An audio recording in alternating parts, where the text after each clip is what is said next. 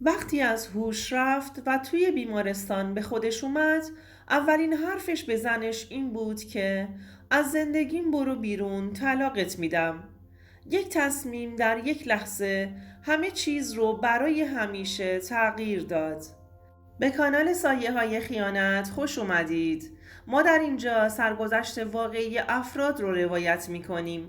افرادی که مدتها نتونستند اونها رو به زبون بیارند و این کانال به اونها امکان رو میده که تجربیات تلخ زندگی خودشون رو با شما در میون بذارند و ممنون از شما که با شنیدن سرگذشتشون ما رو همراهی میکنید.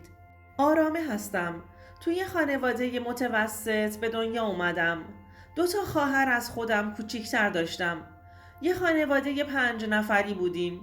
وقتی که من به دنیا اومدم پدرم زیاد خوشحال نشد. آخه عاشق پسر بود. اونم که خدا قسمتش نکرد. بعد از من هم 2 دختر دیگه نصیبش شده بود. در هر صورت مادرم عاشق ما بود و خیلی هوامونو داشت. بعد از اینکه دیپلم خودم رو گرفتم از دوست و آشنا خواستگار داشتم، اما هیچ کدومشون رو قبول نمی کردم. دلم نمیخواست ازدواج کنم و از خانوادم دور باشم. علاوه بر اون دلم میخواست با کسی ازدواج کنم که عاشقش باشم، ولی هنوز این اتفاق تو زندگیم نیفتاده بود. هر پسری که دورو برم بود و یا حتی تو بیرون میدیدمشون این حس رو برام به وجود نمی آورد که بخوام عشق رو لمس کنم. همینجوری پشت هم خواستگار داشتم که حتی چند تاشون رو پدر و مادرم هم تاییدشون کرده بودند. اما بازم جوابم منفی بود تا اینکه یه روز یکی از خواستگارام مهندس از آب در اومد. از خانواده با اصالتی هم بود.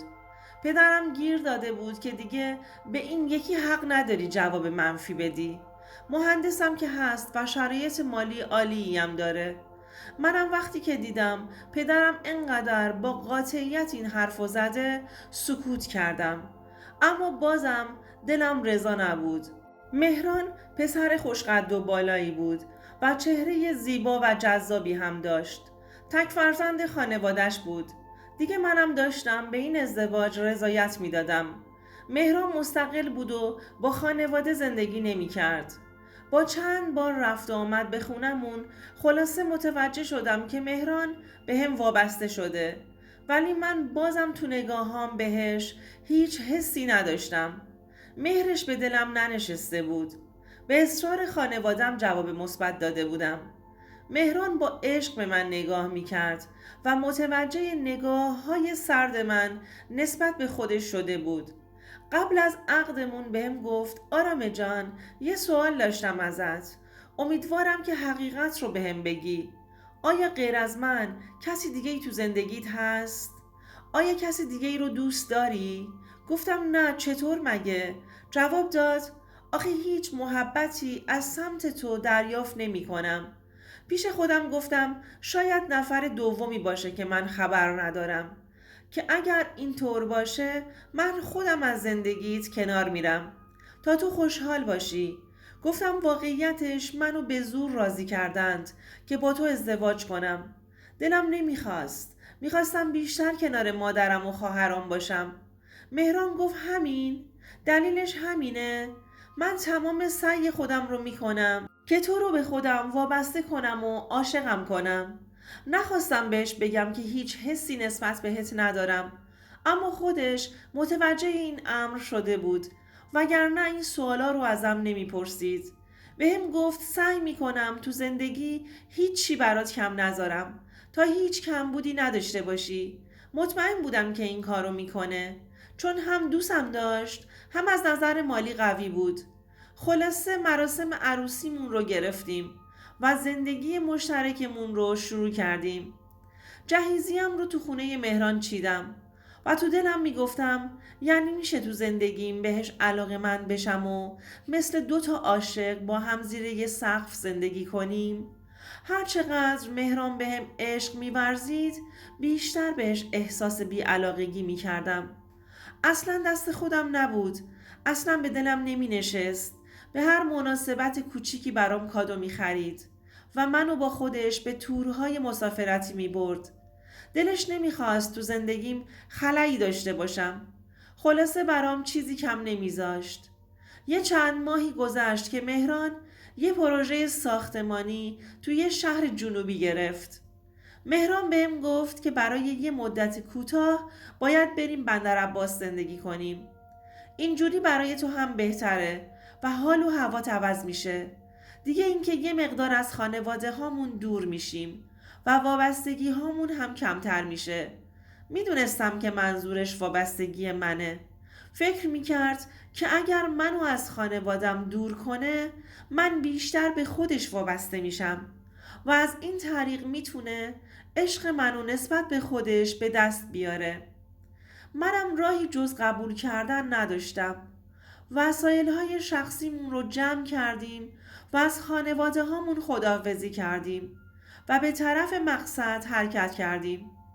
مهران برام بلیت پرواز گرفته بود که مسیر راه اذیتم نکنه.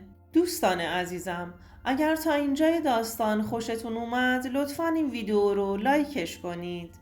وقتی که رسیدیم از طرف همون شرکت خونه ای رو برای سکونت ما مهیا کرده بودند و یه ماشین شخصی هم زیر پای مهران گذاشته بودند.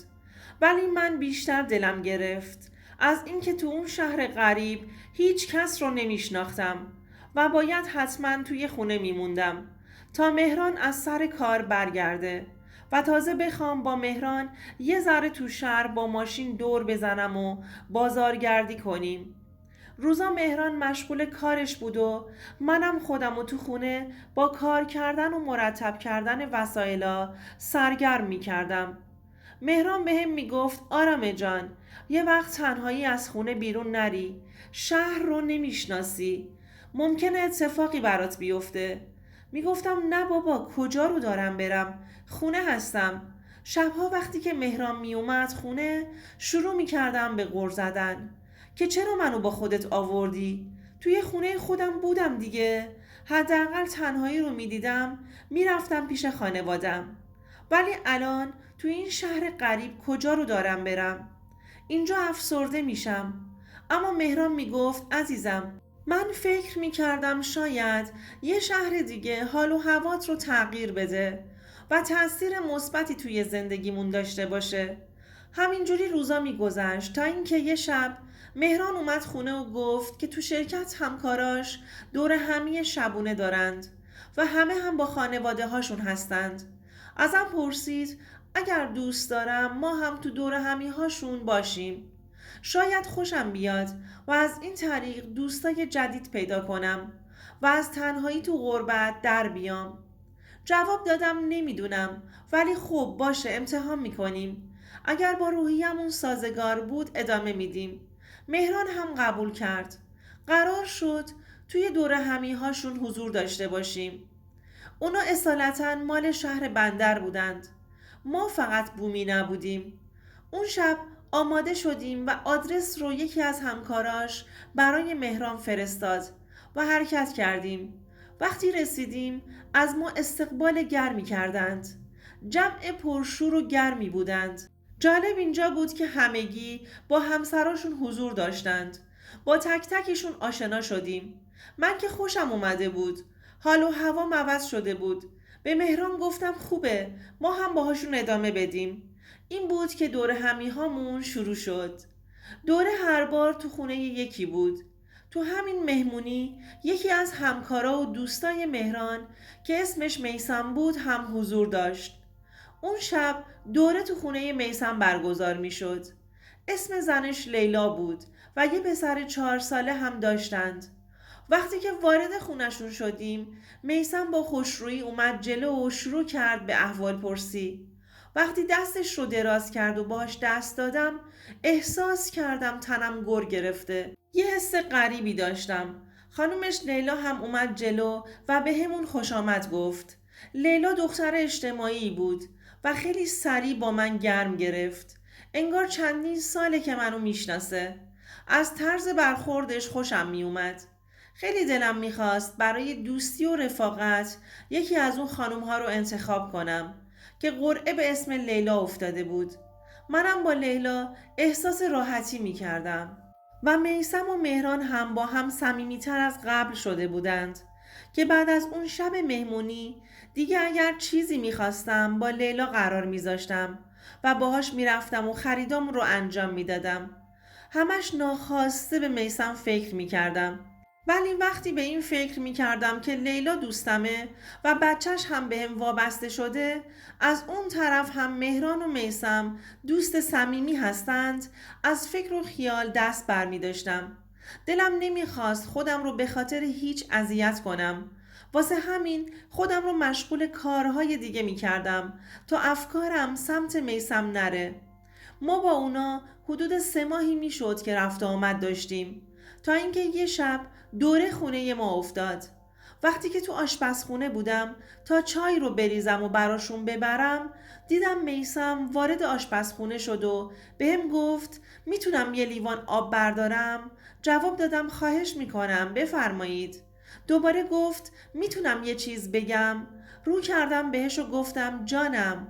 با لبخند گفت شما خیلی زیبایید. تا اینو گفت سرم رو بالا آوردم و تو چشاش نگاه کردم. نمیدونم چند ثانیه گذشت که به هم خیره مونده بودیم و پلک هم نمی زدیم. خیلی سریع به خودم اومدم و گفتم شما لطف دارید و بعدشم سریع سینی چایی ها رو تو دستم گرفتم و از آشپزخونه بیرون اومدم. قلبم شروع کرده بود به تون تون زدن. انگار اون حس خوابیده درونم بیدار شده بود. اونم برای میثم. چطور ممکن بود؟ ما هر دوتامون متأهل بودیم. حس غریبی بود، ولی هر چی بود من این حس رو خیلی دوست داشتم. وقتی که از آشپزخونه اومد بیرون و روی مبل نشست، متوجه بودم که تمام نگاهش به منه. هول کرده بودم. دلم نمیخواست اون نگاهش رو کسی ببینه، مخصوصا مهران و لیلا. اون شب با هر استرسی بود تموم شد و همه به خونه هاشون رفتند. تا اینکه 2 روز گذشت. من تو خونه تنها بودم. دیدم گوشیم زنگ میخوره. وقتی جواب دادم میثم پشت خط بود. از زنگش جا خورده بودم.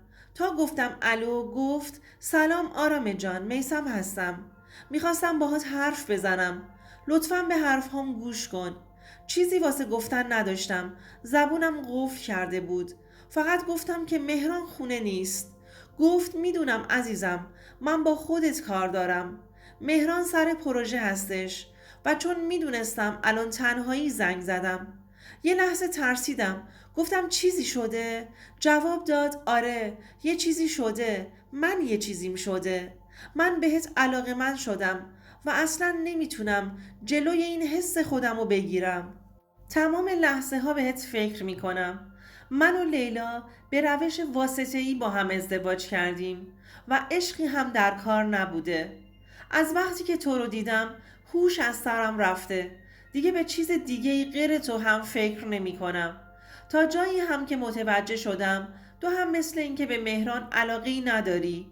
لیلا خیلی زن خوب و مادر نمونه‌ای هستش، اما من عاشقانه باهاش ازدواج نکردم. ولی الان چند وقتی که از عشقت حالم خوب نیست. خواستم اینا رو هم تو بدونی. نمیتونستم تنها این حقیقت رو به دوش بکشم. من عاشقت هستم و تا آخرش هم به پات میمونم. خودمم تو قلبم بهش علاقه پیدا کرده بودم. نتونستم در مقابل احساساتش به خودم دووم بیارم و بدون در نظر گرفتن مهران و لیلا و پسرش دوستی باهاش رو قبول کردم. و چون تو اون شهر غریب بودم و کسی هم منو نمیشناخت، خیالم جمع بود که کسی متوجه رابطه ما نمیشه. خلاصه حدود 8 ماه و نیم من و میثم با هم در ارتباط بودیم و خیلی هم از بودن در کنار هم لذت می بردیم و خوشحال بودیم. هر وقت مهران پروژش تا دیر وقت طول می کشید، میثم خونه ما بود و هر وقت لیلا و پسرش خونه مادرش بودند، من خونه میثم. طوری رفت و آمد می کردیم که کسی بویی نبره. همیشه می گفتیم اگرم کسی فهمید نهایت راحت تر به هم می رسیم.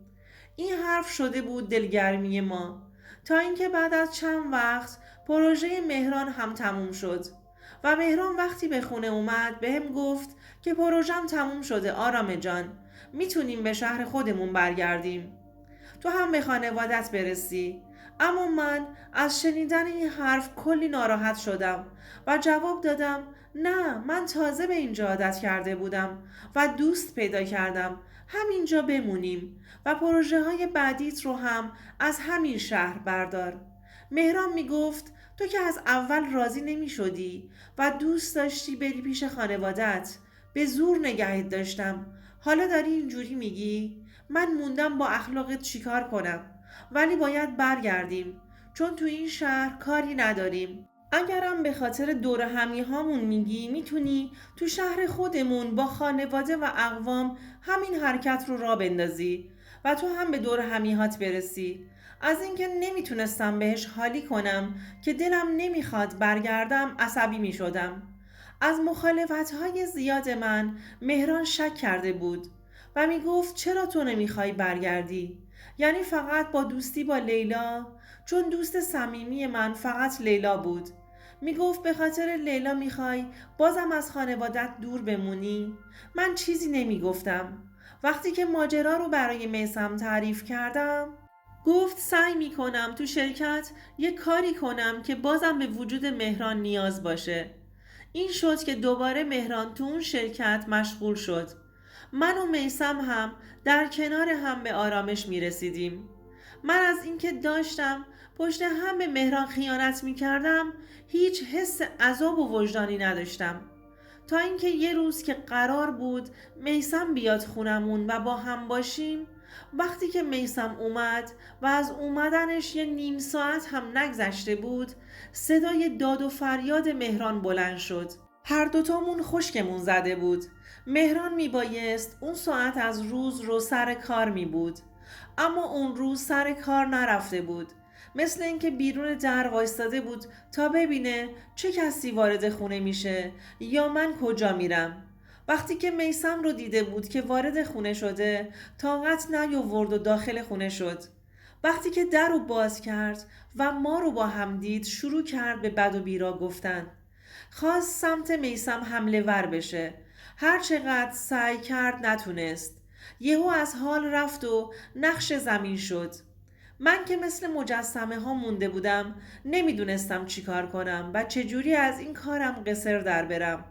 میثم خیلی راحت و آروم گفت میخوای چی کار کنی؟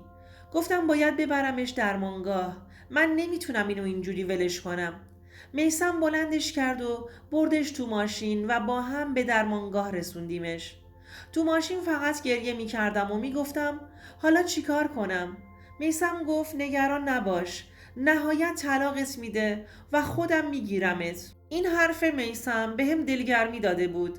پرستار بهش سرم وضع کرد و گفت که دچار شوک عصبی شده. میثم منو گذاشت تو درمانگاه و خودش هم رفت تا یه وقت مهران چشاشو باز کنه اونو اونجا نبینه. کنار تخت مهران نشسته بودم. وقتی به هوش اومد بهم گفت برات متاسفم که تو غربت با یه مرد غریبه به من خیانت کردی.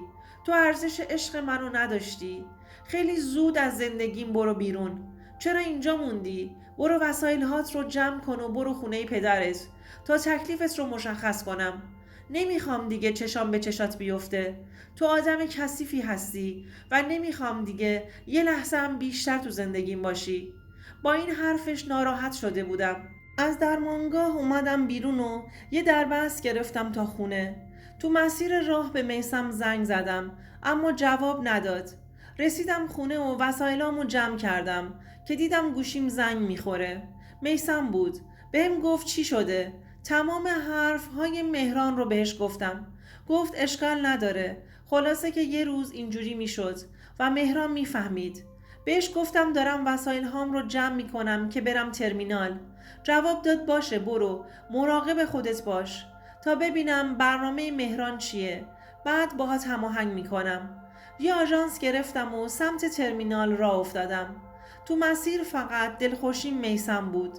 زندگیمو به خاطر میثم خراب کرده بودم و به وعده هایی که بهم داده بود اعتماد کرده بودم. وقتی که رسیدم یک راست رفتم خونه خودم. میدونستم مهران تا بره کاراش رو جمع و جور کنه یه چند روزی طول میکشه. خونه خودم موندم و حتی به خانوادم هم زنگ نزدم. ولی میثم با من در تماس بود. بهش میگفتم تو هم جریان رو به لیلا بگو تا شما هم جدا بشید و ما هم به هم برسیم. میثم میگفت باشه حالا میگم، یه روز دیگه میگم. همش امروز و فردا میکرد تا اینکه یه روز صبح که تازه از خواب بیدار شده بودم در خونه باز شد و مهران وارد شد. تا منو تو خونه دید گفت تو توی خونه من چی کار میکنی؟ کی به تو گفته که بیای خونه؟ زود باش برو خونه پدرت تا تکلیفت رو مشخص کنم. بهش گفتم بذار حرف بزنیم و بدون سر و صدا از هم جدا بشیم. مهران روی یک پاش مونده بود و میگفت همین الان از خونم باید بری بیرون وگرنه زنگ میزنم به خانوادت تا بیان ببرنت. منم به خاطر اینکه آبرو ریزی نشه وسایل هام رو جمع کردم و تو چمدون ریختم و یه ماشین گرفتم و سمت خونه پدرم راه افتادم. وقتی رسیدم خواهرام و مادرم وقتی منو با چمدون دیدن تعجب کرده بودند، اما نخواستم چیزی متوجه بشن. واسه همین گفتم که با مهران بحثم شده و اومدم اینجا. وقتی پدرم اومد خونه و چمدون هام رو دید قضیه بحث رو باور نکرد. فردای اون روز مهران به پدرم زنگ زد و گفت میدونی که آرامه چرا پیش شماست؟ پدرم جواب داد گفته بحثتون شده. مهران گفت نه خیر، به من با دوستم خیانت کرده و همه ماجرا رو برای پدرم تعریف کرد. پدرم بیچاره مثل مجسمه ها پشت گوشی مونده بود و باورش براش سخت بود. مهران بعد از اینکه همه چیز رو برای پدرم تعریف کرد، بعد از یک هفته درخواست طلاقم رو فرستاد. مادرش هم به مادرم زنگ زد و گفت به دخترت بگو اگر نمیخوای آبرو تو محل و اقوامت بره بی سر و صدا برو و تفاهمی از پسرم جدا شد، چون به روحیه پسرم بدجوری آسیب زده. مادر بیچارم از خجالت میگفت چشم میگم بهش.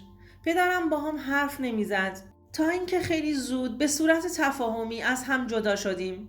ولی از فردای اون روز وقتی خواستم خبر طلاقم رو به میثم بدم گوشیش خاموش بود. من اعصابم خیلی به هم ریخته بود. واسش پیام گذاشتم و گفتم که طلاقم صادر شده، که اونم کاره طلاقش رو انجام بده. اما بعد از یک هفته بهم پیام داد که من نمیتونم از زن و بچم دست بکشم و بدون اونا زندگی کنم. نوشته بود که رابطه ما فقط یک رابطه اشتباه بوده و حلالش کنم. وقتی که پیام رو خوندم دنیا رو سرم آوار شد.